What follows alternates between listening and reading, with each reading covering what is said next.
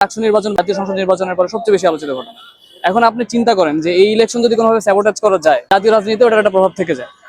এখন ক্যাম্পাসের যে অস্থিতিশীলতা, ক্যাম্পাসের যে অনিরাপত্তা, এটা আমরা বারবার বলছি যে প্রশাসনের এটা দায় নিতে হবে।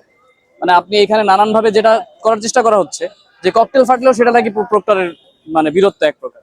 যে ককটেল ফাটছে সেটা কেন ফাটছে? কারণ প্রক্টর আপসহীন। তা আপনি নিরাপত্তার খাতিরেও আপসহীন হন। প্রক্টর যদি এত আপসহীন হয়, তাহলে সে ডিজিএফআই এর কর্মকর্তার নির্দেশে কিভাবে শেখ হাসিনার ছবি মুছে ফেলে? একটা পক্ষ আছে যারা এই প্রক্টর বা এই ভিসির যে কোনো মূল্যে রাখতে চায়, এবং এই যে কোনো মূল্যে রাখার একটা প্রচেষ্টা, এটা যেটা করতেছে বিশ্ববিদ্যালয়ের শিক্ষার্থীদেরকে এক প্রকার হুমকির মুখে ফেলে দিচ্ছে।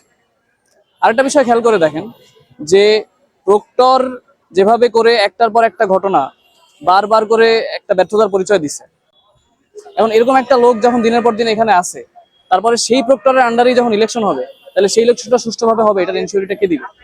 খেয়াল করে দেখেন, যখন রাজু ভাস্কর্যে ককটেলটা ফাটে, তারপরে প্রক্টর বক্তব্য দেয় যে কোনো মূল্যে রক্ত ঝরায় হইলেও উনি হচ্ছে যে ডাকসু নির্বাচন দিয়ে রাখবেন। পরবর্তীতে যদি কোনো ককটেল ফাটে, সেটা তার বাসায় ফাটবে না, ক্ষতিগ্রস্ত হলে স্টুডেন্টরা হবে। কাজে নির্বাচন আপনি দেন, কিন্তু ক্যাম্পাসের নিরাপত্তার জন্য আপনি কম্প্রোমাইজ করতে পারেন না।